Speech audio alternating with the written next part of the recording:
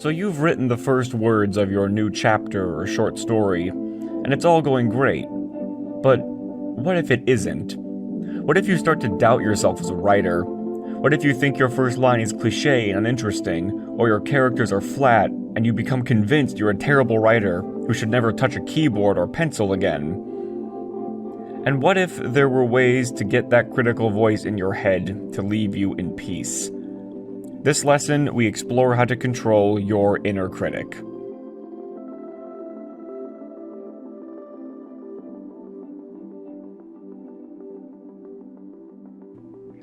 Welcome again to WordSea, guidance for writers new and veteran. Last episode, we covered strategies for putting your first words down on paper. We also talked a bit about curtailing perfectionism early in a project. But your inner critic can be insidious. The inner critic waits until you're feeling proud of something that you've written. After you've finished a paragraph or even a full chapter, the critic will scrutinize what you've worked so hard to create, and rarely is the critic kind. It'll nag you to backtrack and fuss over what you've written, because not only is what you've created not perfect, but it might be so bad that you'll have to throw the whole thing away and start over. The inner critic has a habit of catastrophizing. But, like the anxiety over the blank page that we covered in the previous lesson, the problem with the inner critic is one of mindset, not of skill or talent as a writer. Career authors still need to remind their inner critics to be patient and shut up so work can actually get done. I also need to stress that while your inner critic is, sure, very critical and often overbearing, it is ultimately here to help. It only wants your writing to be the best it can be, and it is a valuable ally, after you've written enough to warrant calling it up. In a later lesson, we'll be examining how to begin editing your work and how to approach it both critically and respectfully. For now, though, let's examine how best to control the voice of the inner critic during the generative stages of a project. Gail Godwin, in her 1977 essay, The Watcher at the Gate, writes this about the critical voice in her head, the titular watcher. Quote, "It is amazing the lengths a watcher will go to keep you from pursuing the flow of your imagination. They are notorious pencil sharpeners, ribbon changers, plant waterers, home repairers, and abhorrers of messy rooms or messy pages. They'd rather die and kill your inspiration with them than risk making a fool of themselves." Unquote. As it happens, making a fool out of yourself may be just what the doctor ordered. Recall that in the previous lesson, we talked about how a blank page can fill us with anxiety because we want to write what is right. Our inner critic is much more likely to poke its head out if it thinks it's needed. One of the keys to getting our critic to shut up and wait its turn is to convince it that it is not needed right now. Godwin suggests that we write at odd times, write quickly, write to a deadline, write when we're tired, or write something just for fun, with no grander expectations attached.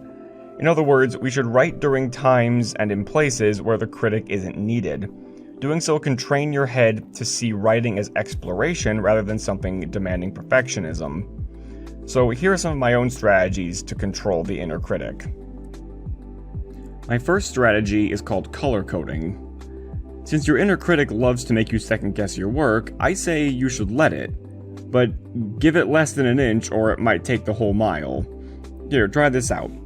The next time you're writing and you're having issues articulating, use a color code to denote what you'd like to return to in the future. Here's an example. In a piece I'm writing, I'm torn between using the words either saccharine or sickly sweet in a sentence. They're both synonyms, but saccharine is more linguistically interesting, with layers of meaning relating to sugar or candy and a lack of nutritional content. However, sickly sweet is more indicative of a feeling of visceral disgust or revulsion. Unable to make up my mind, I simply put a slash between these two words, highlight them both in red, and then move on for now. I know what I meant to say, more or less, and that's good enough. I use color codes so I can easily scan a page and see what I'm supposed to revisit later. It can take some time, a couple weeks or so, for this to become natural, but it does wonders to train your inner critic to wait its turn. You're giving your critic an assurance, saying, yes, your concern is valid, and I'll come back to it, I swear, just not right now. Here are some of the codes I use in my own writing, but you should see what works best for you. I use red, to remind myself to return to this area and revise. I use gold to say I like this, make sure not to remove this during editing. I use green to say I like this, but I'm not sure it belongs right here right now. I use blue to say I like this and I like it here, but what's around it might need to change. And pink is to say save this for sure. This is essential to the overall plot or core themes. This is particularly helpful when working with longer projects like novels. And if you write on paper, symbols and shapes can serve you just as well, such as using a circle to remind you to come back and revise, a star to remind you to keep something during editing, arrows with question marks or exclamation points, or vigorous underlining to denote something important. Now, the trick to really making this strategy work is stopping yourself from going back right away to fix what you highlighted. Combine this strategy with the next one to achieve a good balance of generation and reflection. Note that reflection takes place before proper extensive editing. My other strategy is what I call reading as a reader. So, a reality of writing is that we rarely write everything we mean to in just one sitting. We might only write half of a chapter or a chunk of a short story, and then return to it after a set period of time, long or short. But when we go back and reread our work to remind ourselves where we've left off from, well, rereading may stir up our inner critic and call it into action. But if we remember to read our work as readers and not writers, that can help keep our critic quiet, so we don't have to edit everything that we're trying to read just for the sake of context. So try rereading your own work for pleasure as if you were reading a finished story. Then when you reach where you need to generate more work, continue writing as if you were still the reader. What excited your imagination, what language or characters pulled you in. Now, of course, if you're working from a larger plan and you already know what else you need to keep writing, keep going on with that. But sometimes we do take a little bit of extra time from our work, and we may need to sort of get re-inspired by our own creativity without having the critic come in and ruin all of our fun. But those are just my usual strategies, so here's a couple more that might help you contain your own inner critic. I love the suggestion Roy Peter Clark gives us in his appropriately titled chapter, Limit Self-Criticism in Early Drafts, in his book Writing Tools.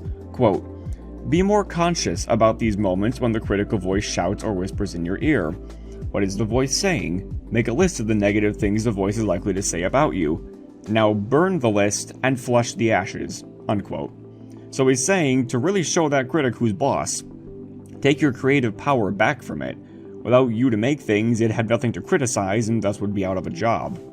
But if you're feeling a little bit less destructive, he also suggests in the same chapter, quote, "Be aware of the moment in the writing process when you are ready to call the critical voice on stage. Make a list of the kind of questions you'd like the voice to ask you." In other words, give the critic a script to stick to.